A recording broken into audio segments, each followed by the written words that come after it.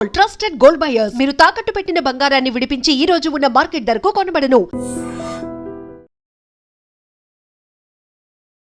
నమస్కారం, welcome to I dream. ధర్మ మార్గం విత్ విజిత కార్యక్రమానికి స్వాగతం.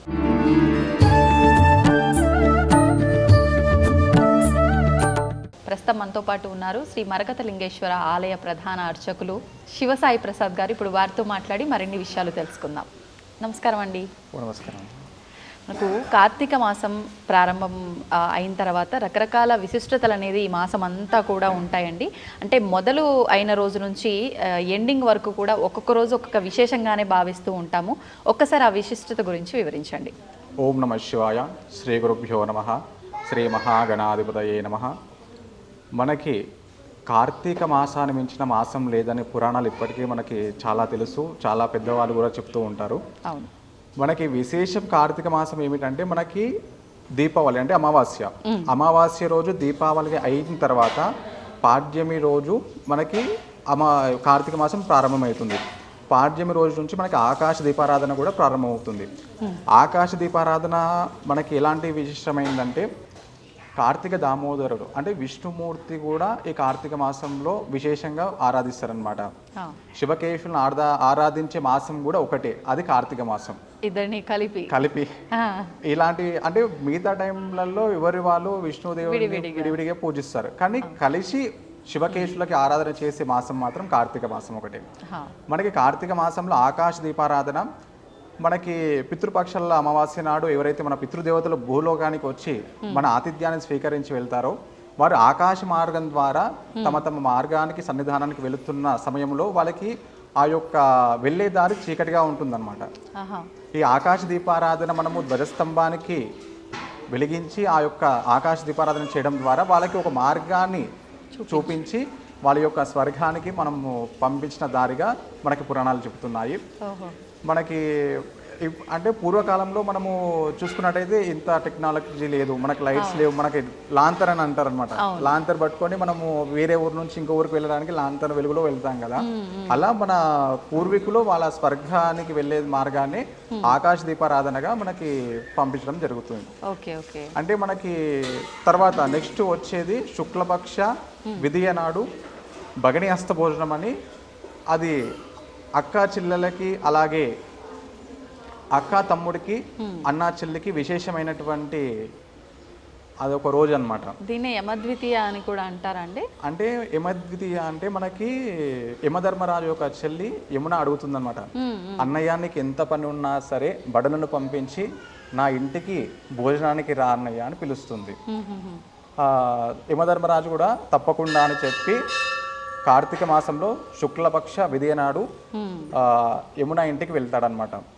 అన్నయ్య వస్తే ఏం చేయాలి, ఎంతో ప్రేమగా అన్నయ్య ఏం కావాలన్నయ్య, ఏం చేయాలి, ఏం తింటామని ప్రేమగా వడ్డించి ఆ యొక్క పదార్థాలను చేసి అన్నకి ప్రేమతోని అంటే చిన్ననాటి కబుర్లు అని చెప్పుకుంటూ అన్నయ్య చిన్నప్పుడు నేను ఇలా ఉండేదాన్ని, నేను నిన్న ప్రేమ చేసేదాన్ని అని కబుర్లు చెప్పుకుంటూ అన్నయ్యకి తృప్తిగా మనస్ఫూర్తిగా ఆ యొక్క భోజనాన్ని పెట్టిన తర్వాత యమధర్మరాజు అంటే వరం ఇవ్వాలి కదా, అంటే దైవ సంబంధం కాబట్టి వరం ఇవ్వాలి. ఏం కావాలి కోరుకో అమ్మ అంటే యమున మన అందరినీ దృష్టిలో పెట్టుకొని అన్నయ్య ఏ అక్క కానీ ఏ చెల్లి కానీ తన అన్నని తమ్ముడిని ఇంటికి పిలిచి భోజనం పెడుతుందో ఆ తమ్ముడికి కానీ అన్న కానీ అపమృత్యు దోషం ఉండేలాగా వరం ఇవ్వు అంటుందన్నమాట. నీ యొక్క ప్రేమ లేకుండా చూడండి. అదేమా ఎంత గొప్ప చెల్లెని నాకు ఉన్నందుకు నేను పొంగిపోతున్నానమ్మా, తదాస్తు అని వరమిస్తాడనమాట. అలాగే యమధర్మరాజు కూడా అమ్మ ఏ అక్క అయితే ఏ చెల్లైతే ఈ యొక్క తిథిని గుర్తుపెట్టుకొని తన అన్నని కానీ తన తమ్ముడిని కానీ ఇంటికి పిలిచి భోజనం పెడుతుందో ఆ యొక్క చెల్లికి కానీ అక్కకి కానీ సుమంగలిగా ఉంటుంది. ఆమె యొక్క మంగళసూత్రానికి ఎలాంటి ఆటంకం రాకుండా నేను చూసుకుంటానని యమధర్మరాజు వరం ఇస్తాడనమాట. ఇరువైపులా తదాస్తు అంటే యజ్ఞాలు చేయమనలేదు, యాగాలు చేయమనలేదు. ఒక సంవత్సరంలో ఒక నాడు తోడబుట్టిన దాని ఇంటికి వెళ్ళి భోజనాలు చేసి రమ్మని చెప్పారు. ఒక రకంగా ఇప్పుడున్న ఈ జనరేషన్కి ఒకరి ఇంటికి ఒకరికి రాకపోకలు తగ్గిపోయిన సమయంలో ఇలాంటివి చాలా నిజంగా అంటే మనకి కార్తీక మాసం అందుకే విశేషమైనది. మీరు చూసుకున్నట్టే ప్రారంభంలోనే మన యొక్క సంబంధాలని దగ్గర పరిచే కార్యక్రమం భగిని హస్త భోజనం. ఇప్పుడు ఎంతో మంది అక్క చెల్లెళ్ళు తమ్ముళ్ళు అని చెప్పి కుటుంబ గొడవలు అని చెప్పి ఆస్తి గొడవలు అని చెప్పి దూరం అయ్యి ఒకరితో ఒకరు మాట్లాడకుండా ఇప్పుడు అడుగుతారు, అన్నా నీకు ఎంతమంది అక్కలు ఎంతమంది చెల్లెలు అంటే ఎంతమంది ఉండి ఏం లాభం? సంవత్సరంలో ఒక రోజు నువ్వు పిలిచి భోజనాన్ని పెట్టి ప్రేమ లేనప్పుడు ఎంతమంది చెప్పుకోవడం ఏం లాభం అని చెప్పి కూడా కార్తీక మాసం మొదట్లో మనకి అదే ఉంటుందన్నమాట. అందుకే భగిని హస్త భోజనం రోజు తప్పకుండా తమ తమ యొక్క తమ్ముళ్ళని అన్నలని ఇంటికి పిలిచి భోజనాన్ని పెట్టి ఆ యొక్క అవకాశాన్ని సద్వినియోగం చేయాల్సిందిగా మనకి ఈ యొక్క కార్తీక మాసం చెప్తుందన్నమాట. మరి ఒకవేళ నిజంగానే అక్కలు చెల్లెళ్ళు తమ్ములు అన్నలు లేకుండా సింగిల్గా ఉన్న వాళ్ళు ఉంటారు, అంటే ఇప్పుడు లేని వాళ్ళకి ఇప్పుడు రక్త సంబంధికంలో ఉంటారు కదా, ఇప్పుడు కజిన్స్ ఉంటారు. ఇప్పుడు మా నాన్నకి తమ్ముడు ఉంటాడు, తమ్ముడుకి కొడుకు ఉంటాడు కదా, అట్లా కూడా మనము ఆహ్వానం చేసి ఓకే పెట్టవచ్చు అన్నమాట. అంటే మనం అన్నగా చెల్లిగా భావించిన వారిని ఎవరినైనా ఉద్దేశించి కూడా ఆ రోజు ఈ ఆచారాన్ని మనం ముందుకు తీసుకెళ్ళవచ్చు. అలాగే మనకు విశేషంగా కార్తీక మాసంలో ముఖ్యమైన రోజుల్లో తీసుకుంటే కార్తీక పౌర్ణమి, కార్తీక సోమవారాలు ఇవి కూడా విశేషం. వాటి గురించి కూడా ఒకసారి. మనకి కార్తీక సోమవారం రోజు ఉదయాన్నే, అంటే ఇప్పుడు కార్తీక మాసం మొత్తము కూడా సూర్యుడు ఉదయించక ముందే మనము నిద్ర లేచి మన స్నానం మన కృతువులను నిర్వహించుకొని మొదటిగా తులసి మాత దగ్గర దీపారాధన చేసి తర్వాత మన దీపారాధన చేసుకోవాలి. అంటే దీపారాధన విశేషం ఏమిటంటే మనకి చూసుకున్నట్టయితే మనకి చాలా విశేషంగా ఉంటుంది. ఇప్పుడు మనకి సంవత్సరంలో ఇప్పుడు గుత్తి దీపం అని చెప్పి 365 తుల దీపం వెలిగిస్తారనమాట. అంటే అది ఎందుకు వెలిగించాలంటే మనము అంటే మన జీవనంలో అనేక విధాలుగా ఎన్నో ఆటంకాలతోనే కొన్ని రోజులు మనం దీపారాధన ఇంట్లో చేయలేం. మనం ఏదైనా దైవ కార్యం, ఇప్పుడు మనం తిరుపతి వెళ్ళాలనుకుంటే శ్రీశైలం వెళ్ళాలనుకుంటాం, అది ఇప్పుడు సాయంత్రం పొద్దున దీపారాధన చేసి మళ్ళీ దీపారాధనకి రాలేము. మనం వెళ్తే ఒక 3 days 4 days అట్లా మనము ఒక యాత్రలాగా వెళ్ళొస్తాం. కాబట్టి ఆ యొక్క సంవత్సరంలో నువ్వు ఎన్ని రోజులైతే నీ ఇంట్లో దీపారాధన చేయలేవో ఆ దోష పరిహారాన్ని అంతటి కూడా కార్తీక పౌర్ణమి రోజు నువ్వు వెలిగించే గుత్తు దీపంతో ఆ దోషం అంతా తొలగిపోతుంది అనమాట. Okay okay. అంటే మనకి సంవత్సరంలో 365 రోజులు ఉంటాయి. ఆ 365 రోజుల్లో నువ్వు ఎన్ని రోజులైతే దీపారాధన చేయకుండా నీ ఇంటిని అలా వదిలేసావో ఆ దోష పరిహారం అంతా కూడా కార్తీక పౌర్ణమి రోజు నువ్వు వెలిగించే 365లో తొలగిపోతుంది అనమాట. Okay okay. మనకి చాలా మంది చూసుకుంటే కార్తీక దీపారాధన ఎవరు చేయాలన్న సందేహం చాలా మందికి ఉంటుంది. అవును. కార్తీక దీపారాధన యజమానే చేయాలి, అంటే భర్త. భార్య ఏం చేయాలి, పొద్దున్నే లేచి స్నానకృతులను తీర్చుకొని పూజా గదిని అంతా కూడా నిర్మాల్యం అంతా, అంటే ముందు రోజు పెట్టిన పూలు కానీ దీపాలు కానీ అన్ని కూడా తీసేసి అన్ని రెడీ పెడితే యజమాని వచ్చి దీపారాధన చేయాలి. అప్పుడే సంపూర్ణమైనటువంటి ఫలితం లభిస్తుంది. మరి తులసి దగ్గర ముందర దీపారాధన చేసి నిత్య దీపారాధన అన్నారు. మగవారు తులసి దగ్గర దీపారాధన చేయకూడదు అంటారు కదా? ఆడవారు చేయాలి. అంటే ఇప్పుడు నిర్మాల్యం తీసేసి ఆడవారు బయట తులసి మాత దగ్గర పూజ చేస్తున్న తర్వాత యజమాని ఇంట్లో మన పూజా గదిలో దీపారాధన చేస్తాడన్నమాట. ఓకే. ఇప్పుడు చాలా మంది కార్తీక మాసము అని అంటే శివకేశవుల ఆరాధన, మరి ముఖ్యంగా శివుడి ఆరాధన విషయానికి వస్తే శివుడు అభిషేక ప్రియుడు కాబట్టి నిత్యము ఆలయానికి వెళ్ళాలి అని అంటే కుదరదు చాలా మందికి. అటువంటి వారు ఇంట్లోనే అభిషేకం చేసుకోవాలి అనుకున్నప్పుడు శివలింగం ఖచ్చితంగా పెట్టాల్సిందే. కానీ ప్రస్తుతం వింటున్నాం ఒక్కొక్కరు ఒక రకంగా చెప్తూ ఉంటారు శివలింగం ఇంట్లో పెట్టొద్దు అని చెప్పి. పెట్టొచ్చా పెట్టొద్దా? అమ్మ, ప్రతి దానికి కూడా ఒక నియమం ఉంటుంది. ఆ నియమాన్ని దాటి నువ్వు పెట్టుకుంటే కూడా దానికి తగ్గట్టుగా ఉంటుందన్నమాట. మనం చూసుకున్నట్టయితే ఈ బొటవనేలు ఉంది కదా, అవునండి, దీని మించరాదు శివలింగం. దీనికన్నా పెద్దది పెట్టుకున్నామంటే రోజు కూడా అభిషేకం, నైవేద్యం, ధూపదారాధన కంపల్సరీ చేయాల్సిందే. ఇంకా ఆలయంలో చేసిన రకంగా అంటే పొద్దున లేసి నువ్వు అభిషేకం చేసుకుని స్వామివారికి నైవేద్యం, దీపారాధన, మళ్ళీ అగరబత్తులు వెలిగించడం అన్ని కూడా కృతువులన్నీ చేయాలి. ధూపదీప నైవేద్యాలు ఖచ్చితంగా పెట్టాలి. షోడశ ఉపచారాలు కూడా ఆచరించాల్సి వస్తుంది. ఓకే. అంతకన్నా చిన్నగా పెట్టుకుంటే పర్వాలేదు అనమాట. మీరు కార్తీక మాసం రోజంతా కూడా స్వామివారిని ఆరాధన చేసుకొని ఇంట్లోనే, అంటే మనకి తీసుకున్నట్టయితే మనకి మరి ఇప్పుడు ఇంట్లో నేను పెట్టుకుంటాను, మరి నాకు మంత్రాలు రావు కదా, నేను ఏ విధంగా పూజించాలన్న సందేహం కూడా ఉంటుంది. అలాంటి వారి కోసమే మనకి ఉన్నటువంటి మన శాస్త్రంలో అన్ని వేదాలలో కన్నా 7 కోట్ల మంత్రాలలో అతి పవిత్రమైన మంత్రం పంచాక్షరి మంత్రం ఓం నమః శివాయ. నువ్వు ఓం నమ శివాయ అన్న మంత్రాన్ని పలికినావంటే నువ్వు 7 కోట్ల మంత్రాలు ఉచ్చరించిన ఫలితం వస్తుందన్నమాట. అందుకనే నువ్వు ఓం నమ శివాయ అనుకుంటూ నువ్వు స్వామివారికి అభిషేకించుకొని నీ కార్యక్రమాలు నువ్వు చేసుకోవచ్చు. అలా అది కూడా ఒక పూజ, అంటే ఒక రుద్రాభిషేకం చేసిన ఫలితాన్ని ఇస్తుంది. ఓకే, ముఖ్యంగా ఏకాదశి అంటేనే ఉపవాసం. మరి నార్మల్ మాసాల్లో ఏకాదశికి, కార్తీక మాసంలో ఏకాదశికి ఏమైనా తేడా ఉందా? ఈ ఏకాదశిని ఎలా ఆచరించవచ్చు? అంటే కార్తీక మాసంలో ఏకాదశికి విశేషమైనటువంటి ఆరాధన ఉంటుంది. అంటే శివకేశవులకు సంబంధించింది. మనకి అక్కడ చూసుకున్నట్టయితే స్వామివారికి ఏకాదశి పవిత్రమైంది, ఇక్కడ ఈ స్వామివారికి కూడా ఏకాదశి పవిత్రమైంది. కాబట్టి ఉపవాసము అంటే ఎలా చేయాలంటే, ఇప్పుడు మనకు ఏదైనా దైవకార్యం చేస్తుంటాం అంటే మనం పొద్దున్న లేసి అన్ని పనులు చేసి మంచిగా టిఫిన్ చేసినాం అనుకో, నిద్ర వస్తూ ఉంటుంది, పూజ మీద ధ్యాస ఉండదు, అంటే అంతరాయం కలుగుతుంది అనమాట. పూజ మీద ఏకాగ్రతం చేయలేము. అలాంటి ఇబ్బంది ఉండకూడదు కాబట్టి అంటే కొంచెం ఆహారాన్ని అంటే అంటే మరీ నిద్రపోయేంత కాకుండా ఏ పండ్లో పాలో తాగి స్వామివారికి అవి సేవించుకోవడం అనేది ఉపవాసం అన్నమాట. కడుపు మార్చుకొని పూజ చేయమని ఏ శాస్త్రం చెప్పలేదు. ఓకే, కానీ చాలామంది ఈ మాసం అంతా కూడా ఒక్క పూట మాత్రమే భోజనం చేసేవారు ఉంటారు. అదంటే నిజంగా కార్తీక మాస విశేషంలో అది అలా ఉందా, లేదంటే ఎవరికి నచ్చినట్టుగా వాళ్ళు చేసుకోవడం? అదే చెప్తున్నా, ఉపవాసం అంటే నీ కంటి నిద్ర పోకుండా స్వామివారి సేవించుకోవడం ఉపవాసం. ఓకే, మనం ఫుల్గా తింటే ఏమవుతుంది, మనకి ఏకాగ్రత ఉండదు. ఆ పూజ చేస్తురా ఏం చేస్తున్నా మనకి నిద్రనే వస్తుంటుంది. ఇక అది నిద్ర పోకుండా చేసుకునేదాన్ని ఉపవాసం.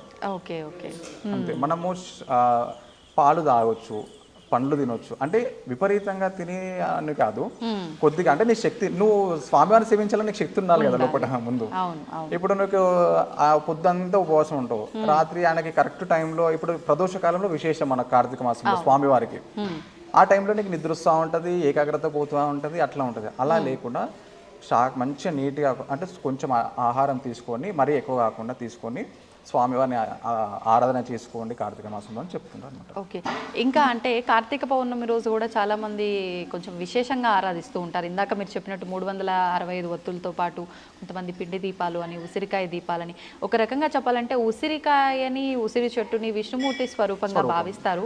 మరి ఆ ఉసిరికాయ పైన దీపం పెడితే స్వామివారి తలపైన పెట్టినట్టు అని కొంతమంది అంటూ ఉంటారు.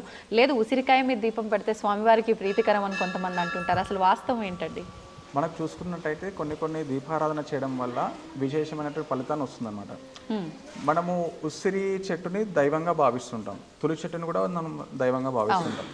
మనకి ఏంటంటే మనము కార్తీక మాసంలో వచ్చే వరకు మనకి ఉసిరి చెట్టు ఏంటనేదంటే, ఇప్పుడు కొంతమందికి ఆరోగ్యం లేకున్నా కానీ ఎలా అంటున్నా ఉసిరికాయ తినండి మీకు అంత నయమైపోతుంది. అంటే ఉసిరికాయలో దీపం పెట్టడం వల్ల ఆ యొక్క వచ్చే పొగ ద్వారా మనకి ఎలాంటి హానికరం ఉండదన్నమాట. ఓకే, మంచి ఆరోగ్యకరంగానే ఉంటుంది కాబట్టి ఉసిరికాయ పైన దీపారాధన చేస్తారనమాట. మనకు చూసుకున్నట్టయితే మీరు చూసుకోండి, మనకి గణపతి నవరాత్రులు వస్తాయి వర్షాకాలం, తర్వాత దేవీ నవరాత్రులు వర్షాకాలం. ఇదంతా వర్షాలు పడిన తర్వాత ఈ యొక్క వర్షాకాలం అంతా అయిపోయి చలికాలం స్టార్ట్ అవుతుంది. అప్పుడు ఏంటంటే విపరీతమైన క్రిమికీటకాల రోగాలు అనేది మనకి వ్యాపి చెందే అవకాశం చాలా ఉంటుంది. కాబట్టి నువ్వులతోని దీపారాధన చేయమంటారు.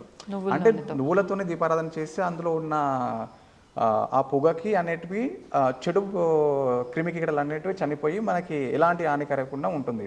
అందుకనే ఉసిరి దీపం కానీ, అలాగే నువ్వులతో వెలిగించే దీపం కానీ అలా. అంటే ఇప్పుడు కార్తీక మాసం అయిపోగానే మనకి అమాస రాగానే అందరూ కూడా దీపాలు వెలిగిస్తారంట. ఆ దీపాల వెలుగుకి ఆ యొక్క వచ్చే ఒక పొగ ద్వారా చెడు క్రిమికీటలన్నీ కూడా నశించి మనకి ఆరోగ్యకరంగా ఇలాంటి హాని కలగకుండా ఉంటుందన్నమాట. ఓకే, ఇప్పుడు విశేషంగా శివుడి విషయానికి వస్తే అభిషేక ప్రియుడు, విష్ణుమూర్తి విషయానికి వస్తే అలంకార ప్రియుడు.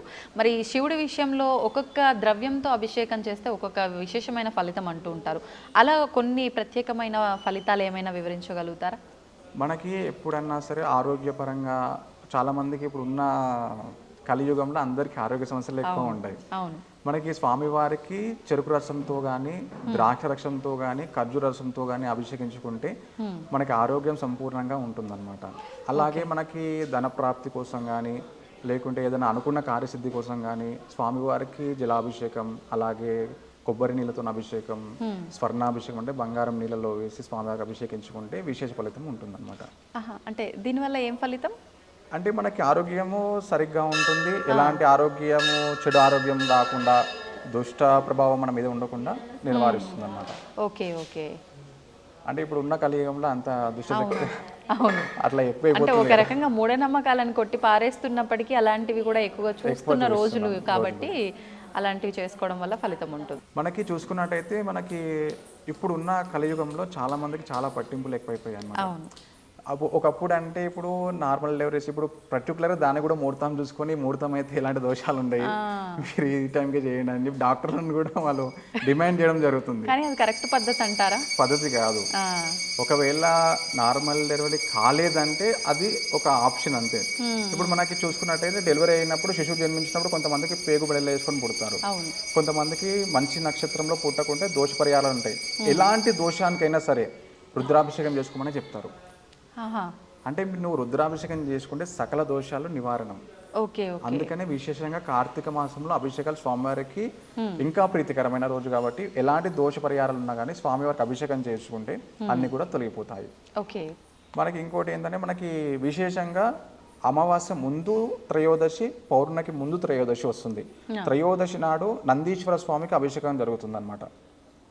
మనకి ఏంటంటే మనకి ఏదో పాపం చేసి ఉంటాం తెలిసి తెలియక, మన జీవితంలో ఏదో దోషం ఉంటుంది కానీ దొరకదు. అది ఎంతమంది పండిత దగ్గరికైనా కానీ వాళ్ళు ఏమీ లేదని చెప్తారు కనుక మనకి ఏదో దోష పరిహారం ఏదో ఇక్కడ ఉంటుంది. అలాంటి దోషాలు కూడా తొలగిపోవాలంటే ఒక్క నంది అభిషేకానికే ఉంటుందన్నమాట. అలాంటి విశేషమైన అంటే అభిషేకం కూడా మనకి కార్తీక పౌర్ణమికి ముందు త్రయోదశి, అమావాస్య అంటే కార్తీక మాసం ముగింపు ముందు త్రయోదశి నాడు కూడా నందీశ్వర స్వామికి ప్రదోష కాలంలో అభిషేకం ఉంటుందన్నమాట. విశేషంగా అంటే ఆలయంలో ఎక్కడైనా మనం వెళ్ళి చేయించుకోవచ్చు, లేదు ఇంట్లోనే ఒక చిన్న నంది విగ్రహం పెట్టుకొని అలా చేసుకోవాలంటే మంత్రాలు కూడా మనకు వచ్చి ఉండాలి కదా, ఏదైనా మంత్రం ఏదైనా చెప్పగలుగుతారా? ఇప్పుడు మనకి ఎక్కడైతే మీరు సంకల్పం అనేది మెయిన్ ఇంపార్టెంట్ అనమాట. మీరు ఏ కార్యక్రమం చేస్తున్నారు, ఎందుకు చేస్తున్నారు అనేది ముందుగా సంకల్పం చేసుకొని అక్కడ స్వామివారికి అభిషేకించం. ఏ మంత్రం అయినా సరే మీకు వచ్చింది, ఓం త్ర్యంబకం యజామహే సుగంధం పుష్టివర్ధనం ఉర్వారుకమింధనా మృత్యుర్ముక్ష్యమామృత, ఈ మంత్రం చేసుకుంటూ చేసుకోవచ్చు. అలాగే మనకి చిన్నగా ఉంటుంది, నమస్తే అస్తు భగవన్ విశ్వేశ్వరాయ మహాదేవాయ త్ర్యంబకాయ త్రిపురాంతకాయ త్రికాగ్ని కాలాయ కాలాగ్ని రుద్రాయ నీలకంఠాయ మృత్యుంజయాయ సర్వేశ్వరాయ సదాశివాయ శ్రీమన్మహాదేవాయ నమః. ఈ మంత్రంతో కూడా మీరు అభిషేకం చేసుకోవచ్చు. ఇప్పుడు మంత్రం మాకు చెప్పడం వచ్చు, కరెక్ట్ గా పలుకుతాం అనుకున్న వాళ్ళు మంత్రం చెప్తూ చేసుకోవచ్చు, లేదు అంటే ప్లే చేసుకుంటూ అలా కూడా చేసుకోవచ్చు. మీరు ఏది చేసినా కానీ మీలో ఉన్న భక్తి ఇంపార్టెంట్. ఆ భక్తి లేని నువ్వు ఎంత చేసినా కానీ అది వ్యర్థమే. అంతే అంతే. 11 మంది పూజలను తీసుకెళ్ళి నువ్వు అభిషేకం చేస్తున్నా కానీ నీ ధ్యాస అంతా ఎక్కడో ఉండి, ఇప్పుడు నీకు ఏదో వ్యాపారం ఉంటుంది, నువ్వు అభిషేకం జారీ ఈరోజు షాప్ బంద్ చేసినావు, లేదో ఈరోజు ఎంత ఆదాయం వచ్చింది అంటే అది ఫలితాన్ని ఇవ్వదన్నమాట. నీకు ఎంత ఉన్నా కానీ ఏకాగ్రత, ఆ స్వామివారు ఉన్నారన్న నమ్మకం నీతిలో కలిగి ఆ స్వామివారిని సేవించుకోవడం చాలా విశేషం అన్నమాట. అయితే ఇప్పుడు మీరు చెప్పింది వాస్తవం, ఏ పని చేయాలన్నా ఏకాగ్రత ముఖ్యం, కానీ చాలా మంది ఆ ఏకాగ్రతే పెట్టలేకపోతారు. దానికి ఏదైనా మంత్రం కానీ రెమెడీ కానీ ఉందా అండి? దానికి ఏమున్నది, మన మనస్సాక్షి అంతే. నేను ఇది చేస్తున్నాను అంతే, నాకు ఇంకా వేరేది లేదు అన్న భావన ముందు నువ్వు సంకల్పం చేసుకోవాలి. మనసులో సంకల్పం చేసుకొని నేను ఈ కార్యక్రమం చేస్తున్నాను, ఎలాంటిది ఉన్నా కానీ నాకు మొత్తం నీ దృష్టి అంతా కూడా స్వామివారి లింగం మీదనే ఉండాలి. అలాంటప్పుడు మనకి చేసిన పూజా కార్యక్రమానికి ఫలితం. మన ముందర నిజంగా స్వామి ఇక్కడ వచ్చి కూర్చున్నారు అనే భావనతోటి కనుక మనం ఉండగలిగితే ఖచ్చితంగా ఏకాగ్రత కుదురుతుంది. మానవునికి ఉన్న అతి గొప్ప వరం ఏంటంటే, నువ్వు ఇక్కడ ఉండి కూడా నువ్వు ఇట్లా కళ్ళు మూసుకొని నేను ఆ శ్రీశైల మల్లికార్జున స్వామికి శిరస్సు మొక్కి నమస్కారం చేసుకున్నట్టు భావించుకునే అదృష్టం కూడా నీకు ఉంది. అలాంటి ఒక్క కోరిక మానవులకే ఉందన్నమాట. ఇప్పుడు మనం ఇట్లా కూర్చున్నాం కళ్ళు మూసుకొని, నేను ఇప్పుడు శ్రీశైలంలో ఉన్నా, నేను గర్భాలయంలోకి ఆ మల్లికార్జున స్వామి దర్శనం చేసుకోవడానికి ఆ గర్భాలయంకి వెళ్ళాను, అక్కడ లింగం ఉంది, నా తలబెట్టి ఆనిస్తున్నా, ఇలా భావన చేసుకునే ఒక అదృష్టం మనకే ఉంది మానవులకి. అంటే నువ్వు అలా భావించుకుంటూ నువ్వు ఒక కార్యక్రమం చేయాలి. కళ్ళు ఇట్లా తీసుకొని ఆడ రే వాళ్ళు మాట్లాడుతారు, వీళ్ళు మాట్లాడుతారు, ఇదంతా అది అంటే నీ యొక్క ఇంట్రెస్ట్ని బట్టి నీకు ఒక ఆ పూజ మీద కోరిక కలుగుతుందన్నమాట. ముఖ్యంగా కార్తీక మాసంలో చాలామంది క్షేత్ర దర్శనాలకు ఎక్కువగా ఇంపార్టెన్స్ ఇస్తూ ఉంటారు. విశేషంగా మనం వెళ్ళాలి అనుకుంటే ఏ క్షేత్రాలకు వెళ్ళి దర్శించుకుంటే బాగుంటుంది? మనకి కార్తీక మాసంలో విశేషంగా అందరూ కూడా శివాలయ దర్శనానికి వెళ్తుంటారు అనమాట. ఎక్కడెక్కడ అయితే స్వామివారు స్వయంగా వెలిసారో జ్యోతిర్లింగ క్షేత్రాలకి మనకి అతి సమయం అంటే మనకి మన తెలుగు రాష్ట్రాల అదృష్టం ఏంటంటే మన దేశానికి నాభిస్థానం అంటే మన శరీరంలో నాభిస్థానం ఏది ఉంటుందో మన దేశానికి నాభిస్థానంలో శ్రీశైల క్షేత్రం ఉంటుంది. విశేషం ఏమిటంటే మీరు ఏ సంకల్పం చెప్పినా కానీ శ్రీశైలానికి ఈ దుక్కున ఉంటున్నా అని సంకల్పం చెప్పి మీరు పూజా కార్యక్రమాలు చేయడం జరుగుతుంది. అంటే అంత విశేషం అంటే శ్రీశైల మహాక్షేత్రం మన తెలుగు రాష్ట్ర ప్రజలకు అందుబాటులో ఉండడం మన చాలా అదృష్టం అనమాట. నిజంగానే అందుకనే శ్రీశైల మహాక్షేత్రానికి చాలామంది వెళ్తూ ఉంటారు కార్తీక మాసంలో. అలానే మనకి వీలైతే మనము విష్ణు ఆలయాన్ని కూడా వెళ్ళి దర్శించుకోవడం ఇంకా విషయం అనమాట. అంటే మన అదృష్టం ఉండి మనకి ఆ జీవనంలో ఆ అదృష్టం ఉంటే కానీ ఒకే రోజు శివాలయ దర్శనము వైష్ణవాలయ దర్శనం మనకు జరగదనమాట. అనుకోకుండా నేను ఈరోజు శివలింగకి అలాగే విష్ణువాలయంకి వచ్చినా అని చెప్తారు చాలా మంది, కానీ వాళ్ళ అదృష్టం పండి అక్కడికి వెళ్తున్నారు అంతే. అందుకని వీలైనంత వరకు మనం ఎలా అయితే శివాలయ దర్శనం చేసుకుంటామో అలాగే విష్ణువాలయ దర్శనం కూడా చేసుకోవడం ఓకే. ఇప్పుడు అంటే ప్రస్తుత సిచ్యువేషన్లో ఒకప్పటి సంగతి ఏమో కానీ ఇప్పుడు మొత్తం అంతా కూడా డబ్బుతోటే నడుస్తుంది. ప్రతి ఒక్కరికి డబ్బు కావాల్సిందే. మరి డబ్బు అని అంటే ఈ ధనము అంటే లక్ష్మీదేవి అని చెప్పి అందరూ లక్ష్మీదేవిని ఆరాధిస్తారు. కానీ శివుడికి ఈ మాసంలో ప్రత్యేకించి అభిషేకాలు పూజలు చేయటం వల్ల కూడా ఐశ్వర్య ప్రాప్తి కలుగుతుంది అని చెప్పి పెద్దవాళ్ళు చెప్తూ ఉంటారు. మరి లక్ష్మీదేవి ధనానికి అధిపతి అయినప్పుడు ఆమెను ఆరాధిస్తున్నప్పుడు ఆమె ఇస్తుంది అనుకున్నప్పుడు శివుడి అభిషేకం ద్వారా ఎలా ఐశ్వర్య ప్రాప్తి కలుగుతుంది అంటారు? అంటే మీరు అడిగిన ప్రశ్న చాలామందికి సందేహంగానే ఉంటుంది. శివునికి అభిషేకించుకుంటే ఎలా మనకి ఆర్థిక స్తోమత నుంచి బయటపడగలుగుతాం అన్న సందేహం చాలామందికి ఉంటుంది. అసలు విషయం ఏంటంటే శివుని యొక్క హస్తంలోనే బంగారు పర్వతం ఉంటుంది, వెండి పర్వతం ఉంటుంది. నవనిధులకు అధిపతి అయినటువంటి కుబేరుడు కూడా స్వామివారి గడప దగ్గర నిలబడతాడు, చేతులు కట్టుకొని నిలబడి స్వామివారికి ఎప్పుడు ఏదన్నా అవసరం పడదా నన్ను అడగడా అన్న విధంగా చేతులు కట్టుకుని ఎప్పుడు స్వామివారి దగ్గరనే ఉంటాడనమాట. నవనిధులకు అధిపతి అయినటువంటి కుబేరుడు కూడా స్వామివారిని అభిషేకించుకున్న తర్వాతనే ఆయనను కొలిచిన తర్వాతనే నవనిధులకు అధిపతి అయ్యాడనమాట. అందుకనే ఇప్పుడు మనము ఎంతో ఆర్థిక స్తోమతను స్వామివారి పూజించుకుంటే స్వామివారు చెప్తారు, కుబేరా కష్టంతో నా భక్తుడు వచ్చాడు అనుగ్రహం ఇవ్వు అని. అలా నవనిధులకు అధిపడినటువంటి కుబేరుడు కూడా స్వామివారి దగ్గరనే ఉంటాడు. కాబట్టి మనకి ఎలాంటి ఐశ్వర్య ప్రాప్తి కావాలన్నా ఇలాంటి ఆర్థిక సమస్యలు ఉన్నా కానీ స్వామివారికి అభిషేకించుకుంటే అవి కూడా తిరిగిపోతాయి అనమాట. అంటే అందుకే కాబోలు శివుడాజ్ఞ లేనిదే చీమైనా కుట్టదు అని, అంటే ప్రతి విషయంలో ఆయన ఆజ్ఞ ఉండాల్సిందే అనేది ఇక్కడ అర్థమైపోతుంది ఈజీగా. అంతే కదండి. మనకి చెప్తూ ఉంటారు అన్నమాట, స్వామివారి పాదాల దగ్గర శుభములు కుప్పలు కుప్పలుగా పడి ఉంటాయి, నువ్వు ఆయనకి మంచిగా మనస్ఫూర్తిగా కొలిస్తే తీసుకొని ఒకటి ఇలా ఇచ్చేసాడు అనమాట, అనుగ్రహం వచ్చేస్తుంది అనమాట. అలా అందుకనే చాలా మంది మీరు అడిగారు కోరికలు కోరుకోవడం తప్పు, కోరికలు కోరుకోవద్దంటే మీరు ఏమి చేయాల్సిన అవసరం లేదు. మనకి మంచిగా స్వామివారిని రూపాన్ని చూస్తూ ఒక 10 నిమిషాలు ఆయన ధ్యానించుకొని వెళితే అసలు నువ్వు వచ్చినట్టు ఆయన చూస్తాడు, నీకు ఏం కావాలో ఆయనకు తెలిసిపోతుంది, అంతే తెలిసిపోతుంది, నీకు ఇచ్చేసాడు అది ప్రాప్తి. అంతే మనం కోరుకోవాల్సిన అవసరం లేదు. ఆయనను చూస్తూ అలా కూర్చొని వెళ్ళిపోయినా సరే ఆయన మనకు అనుగ్రహాన్ని ఇస్తాడనమాట. చాలా మందిలో ఒక అంటే విశ్వాసం ఉంది, అది విశ్వాసం అనాలో మూఢనమ్మకం అనాలో తెలియదు కానీ శివుణ్ణి ఆరాధించే వారికి ఎక్కువగా కష్టాలు వస్తాయి, ఎక్కువగా ఇబ్బందులు పెట్టి పరీక్షలు ఎన్ని పెట్టాలో అన్ని పెట్టిన తర్వాత అనుగ్రహిస్తాడు అని, ఇది వాస్తవం అంటారా? అది ఖచ్చితంగా అవాస్తవమే. శివుణ్ణి ఆరాధించే వాళ్ళే కోటీశ్వరులు. అంతే అంటారు. మీరు చాలా చూసుకోండి, అంటే డబ్బు పరంగా కాదు, అంటే ఆ యొక్క శివుని ఆరాధించే వాళ్ళకు ఉన్నటువంటి జ్ఞాపక శక్తి కానీ వాళ్ళకు ఉన్నటువంటి మనస్తత్వం కానీ ఎవరికి ఉండదన్నమాట. శివుని ఆరాధించే వారికి సకల విజయాలు కలుగుతాయి అన్నమాట. కానీ దాన్ని ఆచరణలో పెట్టడం మన బాధ్యత. అవును, మనం గుర్తించి నేను ఈరోజు గుడికి వెళ్ళాను, 108 ప్రదక్షిణలు చేశాను, పొద్దున వరకు నాకు డబ్బు రాలంటే అది పిచ్చి నమ్మకం, అది అట్లా ఉండదు అనమాట. నువ్వు మంచి ఆయనను కొలుచుకుంటే ఆయన నీకు దారి చూపిస్తాడు, దానికి తగ్గట్టు నువ్వు శ్రమ పడాలి. శ్రమ పడినప్పుడే నీకు ఆ ఒక ఫలితం వస్తుంది. మనకి పార్వతీ పరమేశ్వర కళ్యాణం కూడా అంత సులువుగా కాలేదు. పార్వతీదేవి ఎన్నో సంవత్సరాలు జపము తపము చేసి కొన్ని సంవత్సరాలు మా ఆకులు తిని, కొన్ని సంవత్సరాలు ఆహారం లేకుండా, కొన్ని సంవత్సరాలు ఓన్లీ గాలిని ఆహారంగా తీసుకొని ఆ పరమేశ్వరుని కోసము తపస్సు చేస్తే స్వామివారు వచ్చి అనుగ్రహం ఇచ్చారు. అలా నువ్వు కూడా నీ జీవితంలో ఏదైనా పని కావాలనుకున్నప్పుడు ఆయన కోరుకోవడమే కాదు, దానికి తగ్గట్టు శ్రమ నువ్వు చేయాలి. అవును. నువ్వు శ్రమ పడుతున్నాగానే ఓడిపోతున్నావు అంటే నువ్వు ఎక్కడన్నా ఏదో మిస్టేక్ చేస్తున్నావు, అది నువ్వు గుర్తుంచుకొని దాన్ని మళ్ళీ పునరావృతం చేసుకుంటే ఆయన నీ వెంటే ఉండి నీకు విజయాన్ని సాధిస్తాడనమాట. వాస్తవం అండి, ఇది ప్రతి ఒక్కరూ గుర్తుపెట్టుకోవాల్సిన విషయం. నిజంగా హార్డ్ వర్క్ ఉండాలి, భగవంతుడి పైన నమ్మకము ఉండాలి. ఏదో అపనమ్మకంతో ముందుకు వెళ్ళకూడదు, వెళ్ళలేము కూడా. అదే. సంతోషం అండి, చాలా మంచి విషయాలు తెలియజేశారు. ధన్యవాదాలు. నమస్కారం.